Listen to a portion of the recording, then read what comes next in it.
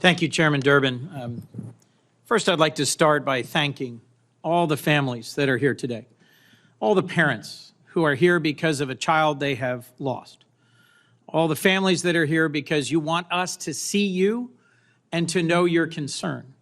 You have contacted each of us in our offices expressing your grief, your loss, your passion, and your concern. And the audience that is watching can't see this. They can see you, the witnesses from the companies, but this room is packed as far as the eye can see. And when this hearing began, many of you picked up and held pictures of your beloved and lost children.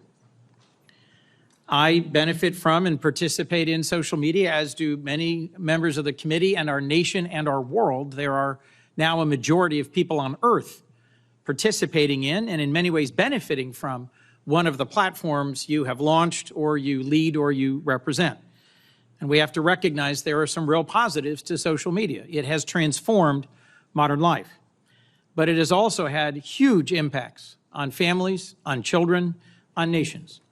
And there's a whole series of bills championed by members of this committee that tries to deal with the trafficking in illicit drugs, the trafficking in illicit child sexual material, the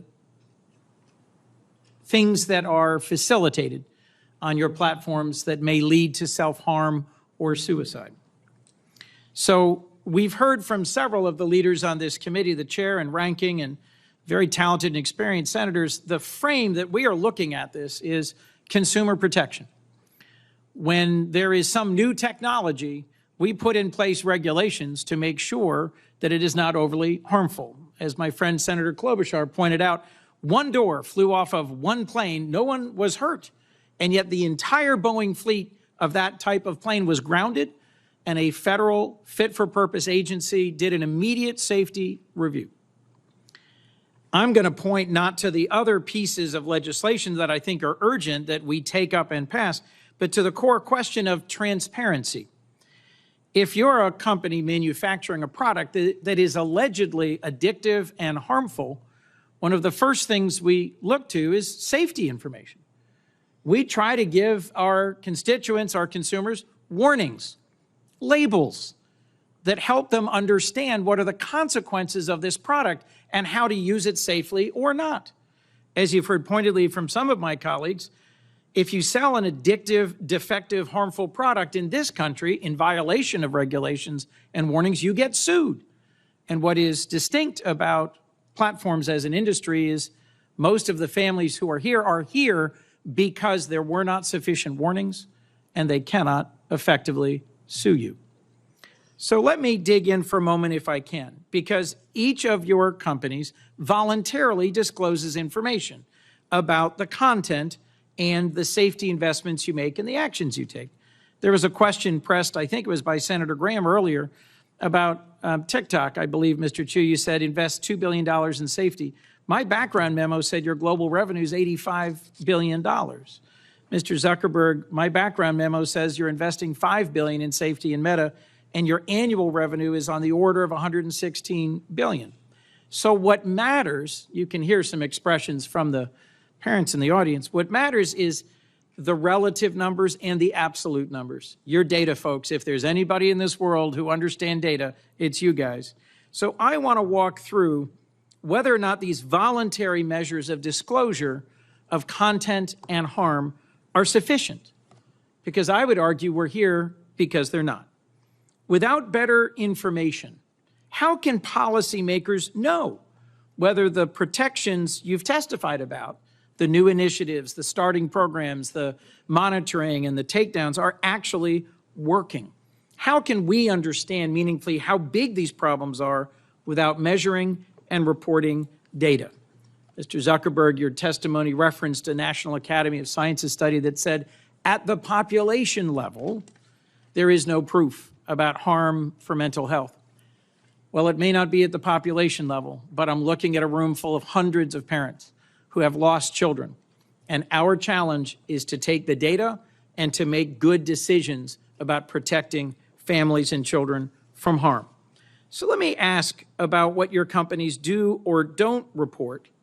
And I'm going to particularly focus on your content policies around self-harm and suicide. And I'm just going to ask a series of yes or no questions. And what I'm getting at is, do you disclose enough?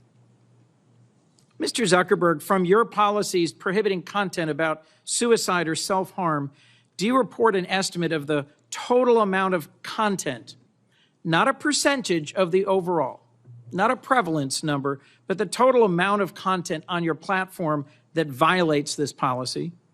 And do you report the total number of views that self-harm or suicide promoting content that violates this policy gets on your platform? Yes, Senator. We pioneered a quarterly reporting on our community standards enforcement across all these different categories of harmful content. We focus on prevalence, which you mentioned, because what we're focused on is what % of the content that we take down. So, Mr. Zuckerberg, I'm going to interrupt you, and you're very talented. I have very little time left. I'm trying to get an answer to a question, not as a percentage of the total, because remember, it's a huge number, so the percentage is small. But do you report the actual amount of content and the amount of views self-harm content received? No, I believe we focus on prevalence. Correct. You don't. Ms. Yacarina, yes or no? You report it or you don't?